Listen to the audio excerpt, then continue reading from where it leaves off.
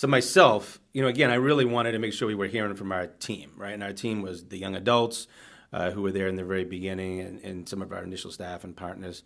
And I think it was very clear from the beginning that we wanted to address, making sure we had a drop-in component, right, where young adults could feel comfortable just coming in, safe from any of the gang stuff going on.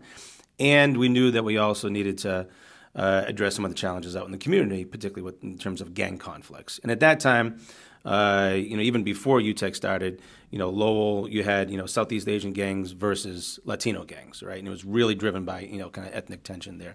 And so I think from the beginning, we really wanted to make sure we were doing the work out in the community to look at peacemaking and what's possible there. And so I'd say one of the highlights in the early years was, one of our values at UTEC is this idea of just chipping away. And that came from the street workers, right? It came from the idea that, we know this isn't just like we're going to open our door and everyone's just going to come in and everything's going to be perfect, right? Like we know that we got to make sure we're chipping away and extending the invite, and the answer might be no a number of times, but over time, we know what the answer could be. And I think one of the highlights early on was getting, doing the work with two different groups of young adults and different gang sets and getting their agreement to do a peacemaking summit. And the summit was cake. At that point, the biggest thing was, being able to get, see the work that was happening by our team and the young adults themselves to be open for like what might be different, right? And getting that agreement to go away with, at the time, your rivals was pretty significant.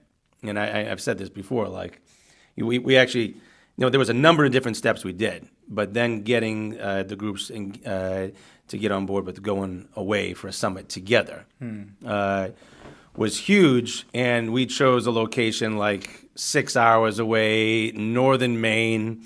I don't think any one of us had been up there.